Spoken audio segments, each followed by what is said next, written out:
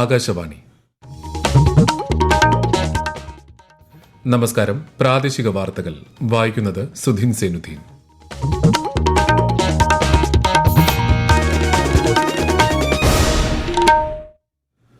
പ്രധാന വാർത്തകൾ. ഭീകരവാദികൾക്ക് അഭയം നൽകുകയും സുരക്ഷിത താവളമൊരുക്കുകയും ചെയ്യുന്ന രാജ്യങ്ങളെ അന്താരാഷ്ട്ര സമൂഹം ഒറ്റപ്പെടുത്തണമെന്ന് പ്രധാനമന്ത്രി നരേന്ദ്രമോദി. പ്രധാനമന്ത്രിയുടെ റഷ്യൻ സന്ദർശനത്തിന് തിങ്കളാഴ്ച തുടക്കമാകും. കാര്യവട്ടം ക്യാമ്പസിലെ സംഘർഷവുമായി ബന്ധപ്പെട്ട് നിയമസഭയിൽ പ്രതിപക്ഷ ബഹളം. സഭ ഇന്നത്തേക്ക് പിരിഞ്ഞു. തിരുവനന്തപുരം മുതലപ്പുഴയിലെ മത്സ്യത്തൊഴിലാളികളുടെ പ്രശ്നം പരിഹരിക്കാൻ കേന്ദ്ര സംസ്ഥാന സർക്കാരുകൾ ഒറ്റക്കെട്ടായി പ്രവർത്തിക്കുമെന്ന് കേന്ദ്ര സഹമന്ത്രി ജോർജ് കുര്യൻ. നിതി ആയോഗിന്റെ സമ്പൂർണതാ അഭിയാന് സംസ്ഥാനത്ത് തുടക്കം. 2020 ക്രിക്കറ്റ് ലോകകപ്പ് ജേതാക്കളായ ഇന്ത്യൻ ടീമിന് ആവേശകരമായ സ്വീകരണമൊരുക്കി മുംബൈ നഗരം. വാർത്തകൾ വിശദമായി. ഭീകരവാദികൾക്ക് അഭയം നൽകുകയും സുരക്ഷിത താവളമൊരുക്കുകയും ചെയ്യുന്ന രാജ്യങ്ങളെ അന്താരാഷ്ട്ര സമൂഹം ഒറ്റപ്പെടുത്തണമെന്ന് പ്രധാനമന്ത്രി നരേന്ദ്രമോദി. അതിർത്തി കടന്നുള്ള ഭീകരതയ്ക്ക് തക്കതായ മറുപടി നൽകണമെന്നും ഷാങ്ഹായ് നേതൃതല ഉച്ചകോടിക്ക് നൽകിയ സന്ദേശത്തിൽ അദ്ദേഹം പറഞ്ഞു. ഉച്ചകോടിയിൽ പങ്കെടുക്കാനെത്തിയ വിദേശകാര്യമന്ത്രി എസ് ജയശങ്കറാണ് പ്രധാനമന്ത്രിക്ക് വേണ്ടി സന്ദേശം പങ്കുവച്ചത്. യുവാക്കൾക്കിടയിൽ തീവ്രവാദ പ്രവണത വ്യാപിക്കുന്നത് തടയാൻ സജീവമായ നടപടികൾ കൈക്കൊള്ളണമെന്ന് ശ്രീ മോദി ചൂണ്ടിക്കാട്ടി.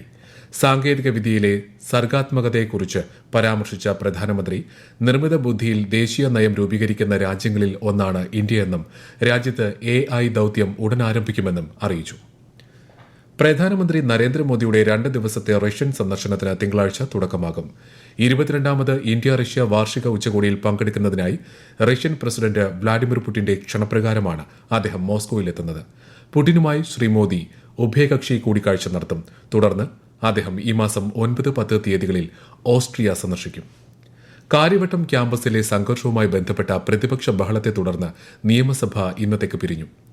നടപടികൾ നിർത്തിവെക്കാനുള്ള ഉപക്ഷേപത്തിന് സ്പീക്കർ അവതരണാനുമതി നിഷേധിച്ചതിനെ തുടർന്നാണ് പ്രതിപക്ഷം സഭയിൽ പ്രതിഷേധിച്ചത്.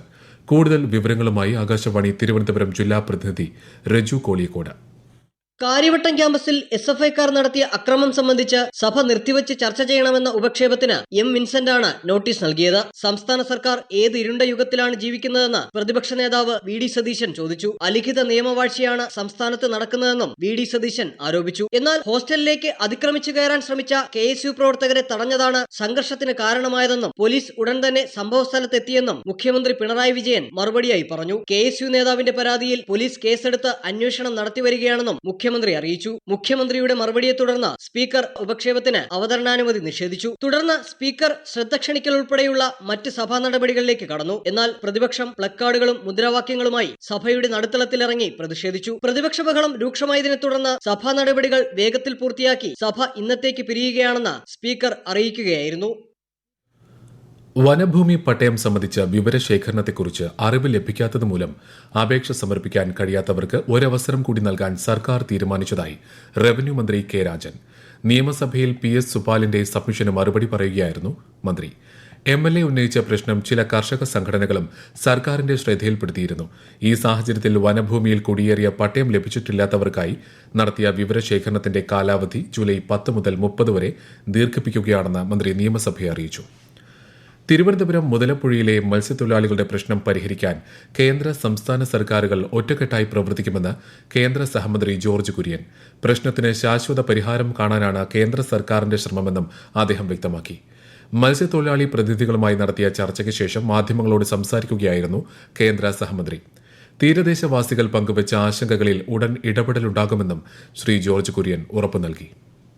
കേരളത്തിൽ ഏറ്റവും യോഗ്യമായ സ്ഥലത്ത് തന്നെ എയിംസ് വരണമെന്നാണ് താൻ ആഗ്രഹിക്കുന്നതെന്ന് കേന്ദ്ര സഹമന്ത്രി സുരേഷ് ഗോപി.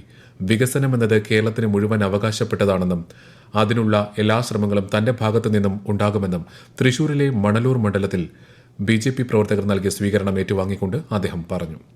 കേരളത്തിൽ രാത്രിയിൽ യാത്ര ചെയ്യുന്ന സ്ത്രീകൾക്ക് മുൻഗണന നൽകിക്കൊണ്ട് 25 കിലോമീറ്റർ കൂടുമ്പോൾ വരുന്ന പെട്രോൾ പമ്പുകൾ കേന്ദ്രീകരിച്ച് ടോയ്ലറ്റ്, മിനി റെസ്റ്റോറന്റ് സൌകര്യത്തോടു കൂടിയ മോട്ടൽ ശൃംഖല തുടങ്ങാനുള്ള പദ്ധതിക്ക് രൂപം നൽകിയതായും കേന്ദ്ര സഹമന്ത്രി പറഞ്ഞു. ഈ വാർത്തകൾ ആകാശവാണിയിൽ നിന്ന്. നിതി ആയോഗിന്റെ നേതൃത്വത്തിൽ നടപ്പാക്കുന്ന സമ്പൂർണത അഭിയാന് വയനാട് ജില്ലയിൽ തുടക്കമായി. പനമരം ബ്ലോക്ക് പഞ്ചായത്ത് ഹാളിൽ നടന്ന പരിപാടി അസിസ്റ്റന്റ് കളക്ടർ ഗൌതം രാജ് ഉദ്ഘാടനം ചെയ്തു. ബത്തേരി, കൽപ്പറ്റ ബ്ലോക്കുകളിലും സമ്പൂർണ്ണത അഭിയാന്റെ ഭാഗമായി പരിപാടികൾ നടക്കുന്നുണ്ട്. കാസർഗോഡ് പരപ്പ ബ്ലോക്കിലെ പരിപാടി ജില്ലാ കളക്ടർ കെ ഇമ്പശേഖർ ഉദ്ഘാടനം ചെയ്തു. കേന്ദ്രം നടപ്പാക്കുന്ന അഭിലാഷ ജില്ലാ പദ്ധതിയിൽ ഉൾപ്പെടുന്ന പ്രദേശങ്ങളുടെ സമഗ്രമായ ഉന്നമനം ലക്ഷ്യമിട്ടാണ് സമ്പൂർണ്ണത അഭിയാൻ നടപ്പാക്കുന്നത്. അഭിലാഷ പദ്ധതിയുടെ ഭാഗമായി പാലക്കാട് ജില്ലയിലെ കൊല്ലങ്കോടും ഇടുക്കിയിലെ ദേവികുളത്തും നാളെ സമ്പൂർണ്ണത അഭിയാൻ സംഘടിപ്പിക്കും. കൊല്ലങ്കോട് വാസുദേവ മേനോൻ മെമ്മോറിയൽ പഞ്ചായത്ത് ഹാളിലും ദേവികുളത്ത് ബ്ലോക്ക് പഞ്ചായത്ത് കമ്മ്യൂണിറ്റി ഹാളിലുമാണ് പരിപാടി. ലക്ഷദ്വീപിലെ 5 ദ്വീപുകളിലെ പണ്ടാരഭൂമികൾ തിരിച്ചുപിടിക്കുന്നതിന്റെ ഭാഗമായി അഡ്മിനിസ്ട്രേഷൻ നടത്തുന്ന സർവേ നടപടികൾ ഇന്നും തുടർന്നു. അഗത്തി, കവരത്തി, കൽപ്പേനി, മിനിക്കോയ്, ആന്ത്രോത്ത് ഉൾപ്പെടെയുള്ള ദ്വീപുകളിലാണ് സർവേ നടക്കുന്നത്. ഇതിനെതിരെ വിവിധ രാഷ്ട്രീയ സാമൂഹിക സംഘടനകൾ പ്രതിഷേധം സംഘടിപ്പിച്ചു. ഭൂമിയിൽ അവകാശവാദം ഉന്നയിച്ചുള്ള അഡ്മിനിസ്ട്രേഷന്റെ നടപടികൾക്കെതിരെ സ്ഥലമുടമകളുടെ കൂട്ടായ്മ ഹൈക്കോടതിയെ സമീപിച്ചിരിക്കുകയാണ്. 5 ദ്വീപുകളിലായി പണ്ടാരം ഭൂമി വിഭാഗത്തിൽ രേഖപ്പെടുത്തിയിട്ടുള്ള 575.75 ഹെക്ടർ ഭൂമിയിൽ 3117 വീടുകളും 431 വ്യാപാര കേന്ദ്രങ്ങളും 70 മതസ്ഥാപനങ്ങളുമാണ് ഉള്ളത്. ഈ മാസം 8-നും 9-നും റേഷൻ കടകൾ അടച്ചിട്ട് സമരം നടത്തുന്നതിന് മുന്നോടിയായി നടന്ന മന്ത്രിതല ചർച്ച സമവായമാകാതെ പിരിഞ്ഞു. ഭക്ഷ്യമന്ത്രി GR അനിലുമായും ധനകാര്യമന്ത്രി KN ബാലഗോപാലുമായും നടത്തിയ ചർച്ച പരാജയപ്പെട്ടതിനെ തുടർന്ന് സമരവുമായി മുന്നോട്ടു പോകാൻ റേഷൻ വ്യാപാരികളുടെ സംഘടന തീരുമാനിച്ചു. വേതനം പരിഷ്കരിക്കുക, ക്ഷേമനിധി പുതുക്കി നൽകുക തുടങ്ങിയ ആവശ്യങ്ങളാണ് റേഷൻ വ്യാപാരികൾ പ്രധാനമായും മുന്നോട്ട് വച്ചത്. ജാർഖണ്ഡ് മുഖ്യമന്ത്രിയായി JMM നേതാവ് ഹേമന്ത് സോറൻ സത്യപ്രതിജ്ഞ ചെയ്തു. രാജ്ഭവനിൽ നടന്ന ചടങ്ങിൽ ഗവർണർ CP രാധാകൃഷ്ണൻ സത്യവാചകം ചൊല്ലിക്കൊടുത്തു. ഭൂമി കുംഭകോണവുമായി ബന്ധപ്പെട്ട ED കേസിൽ അറസ്റ്റിലായതിനെ തുടർന്നാണ് ഹേമന്ത് സോറൻ 5 മാസം മുൻപ് മുഖ്യമന്ത്രി സ്ഥാനം രാജിവെച്ചത്. കേസിൽ ഹൈക്കോടതി അദ്ദേഹത്തിന് കഴിഞ്ഞ ദിവസം ജാമ്യം അനുവദിച്ചിരുന്നു. അപ്പോഫിസ് ചിഹ്നഗ്രഹത്തെക്കുറിച്ച് പഠനം നടത്തുമെന്ന് ISRO. 340 മീറ്റർ വലിപ്പമുള്ള അപ്പോഫിസ് 2029 ഭൂമിക്ക് സമീപം എത്തുമെന്ന പ്രവചനങ്ങൾ നിലനിൽക്കെയാണ് ചിഹ്നഗ്രഹത്തെക്കുറിച്ച് പഠിക്കുമെന്ന് ISRO മേധാവി S. സോമനാഥ് അറിയിച്ചത്. നാസയ്ക്കും യൂറോപ്യൻ, ജാപ്പനീസ് സ്പേസ് ഏജൻസികൾക്കും ഒപ്പമാണ് ISRO പഠനത്തിൽ പങ്കാളിയാകുന്നത്.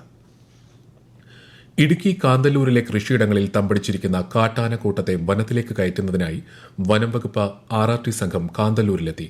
കൂടുതൽ വിവരങ്ങളുമായി ആകാശവാണി ഇടുക്കി ജില്ലാ പ്രതിനിധി രതീഷ് കൃഷ്ണ.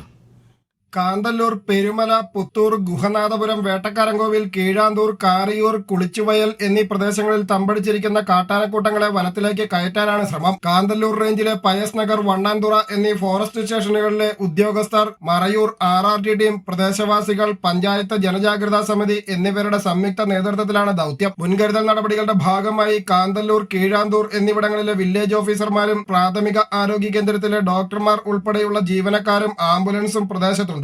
കാലാവസ്ഥ അനുകൂലമാകുന്നതും വിനോദസഞ്ചാരികളുടെ കുറവും കണക്കിലെടുത്താണ് ദൌത്യം. 2020 ക്രിക്കറ്റ് ലോകകപ്പ് ജേതാക്കളായ ഇന്ത്യൻ ടീമിന് ആവേശകരമായ സ്വീകരണമൊരുക്കി മുംബൈ നഗരം. 10,000-കണക്കിന് ആരാധകരാണ് നരിമാൻ പോയിന്റിൽ നിന്ന് വാങ്കഡെ സ്റ്റേഡിയം വരെ നടത്തുന്ന റോഡ് ഷോയിൽ പങ്കെടുക്കാനെത്തിയിട്ടുള്ളത്. തുടർന്ന് നടക്കുന്ന അനുമോദന സമ്മേളനത്തിൽ BCCI പ്രഖ്യാപിച്ച പാരിതോഷികം ടീം അംഗങ്ങൾക്ക് കൈമാറും. ഇന്ത്യൻ സംഘം ഉച്ചയ്ക്ക് പ്രധാനമന്ത്രി നരേന്ദ്രമോദിയുമായി ന്യൂഡൽഹിയിലെ അദ്ദേഹത്തിന്റെ വസതിയിൽ കൂടിക്കാഴ്ച നടത്തിയിരുന്നു. Euro cup Copa America football quarter final മത്സരങ്ങൾക്ക് നാളെ തുടക്കം. രാവിലെ 6:30 നടക്കുന്ന അർജന്റീന ഇക്വഡോർ മത്സരത്തോടെയാണ് കോപ്പ ക്വാർട്ടർ മത്സരങ്ങൾ ആരംഭിക്കുക. യൂറോ കപ്പിൽ നാളെ രാത്രി 9:30 സ്പെയിൻ ജർമ്മനിയുമായി ഏറ്റുമുട്ടും. രാജ്യത്തെ ഓഹരി വിപണികളിൽ നേട്ടം. ബോംബെ ഓഹരി സൂചിക സെൻസസ് 603 പോയിന്റ് ഉയർന്ന് 80,050-ലും ദേശീയ ഓഹരി സൂചിക നിഫ്റ്റി 16 പോയിന്റ് നേട്ടത്തിൽ 24,302-ലും വ്യാപാരം അവസാനിപ്പിച്ചു. UAEയിൽ എത്തുന്ന ഇന്ത്യൻ യാത്രികർക്ക് ഇനി മുതൽ POS മെഷീനുകളിലൂടെ UPI പണമിടപാടുകൾ നടത്താനാകും. സൂപ്പർമാർക്കറ്റ്, ഗതാഗതം, ഹോസ്പിറ്റാലിറ്റി തുടങ്ങിയ മേഖലകളിലെ 2 ലക്ഷത്തിലേറെ POS ടെർമിനലുകളിലാണ് സേവനം ലഭ്യമാവുക. NPCI ഇന്റർനാഷണൽ പേയ്മെന്റ് ലിമിറ്റഡും നെറ്റ്വർക്ക് ഇന്റർനാഷണലും ചേർന്നാണ് ഈ സൌകര്യം നൽകുന്നത്.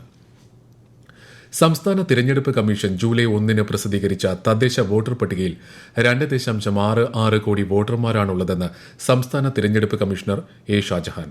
1.26 കോടി പുരുഷന്മാരും 1.4 കോടി സ്ത്രീകളും 238 ട്രാൻസ്ജെൻഡറുകളുമാണ് പട്ടികയിലുള്ളത്.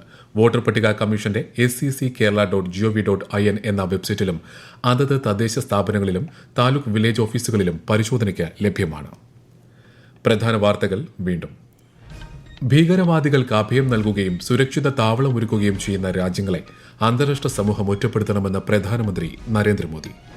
പ്രധാനമന്ത്രിയുടെ റഷ്യൻ സന്ദർശനത്തിന് തിങ്കളാഴ്ച തുടക്കമാകും. കാര്യവട്ടം ക്യാമ്പസിലെ സംഘർഷവുമായി ബന്ധപ്പെട്ട് നിയമസഭയിൽ പ്രതിപക്ഷ ബഹളം. സഭ ഇന്നത്തേക്ക് പിരിഞ്ഞു. തിരുവനന്തപുരം മുതലപ്പുഴയിലെ മത്സ്യത്തൊഴിലാളികളുടെ പ്രശ്നം പരിഹരിക്കാൻ കേന്ദ്ര സംസ്ഥാന സർക്കാരുകൾ ഒറ്റക്കെട്ടായി പ്രവർത്തിക്കുമെന്ന് കേന്ദ്ര സഹമന്ത്രി ജോർജ് കുര്യൻ. നിതി ആയോഗിന്റെ സമ്പൂർണതാ അഭിയാന് സംസ്ഥാനത്ത് തുടക്കം. 2020 ക്രിക്കറ്റ് ലോകകപ്പ് ജേതാക്കളായ ഇന്ത്യൻ ടീമിന് ആവേശകരമായ സ്വീകരണമൊരുക്കി മുംബൈ നഗരം. പ്രാദേശിക വാർത്തകൾ കഴിഞ്ഞു. അടുത്ത വാർത്താ പ്രക്ഷേപണം രാത്രി 7:25.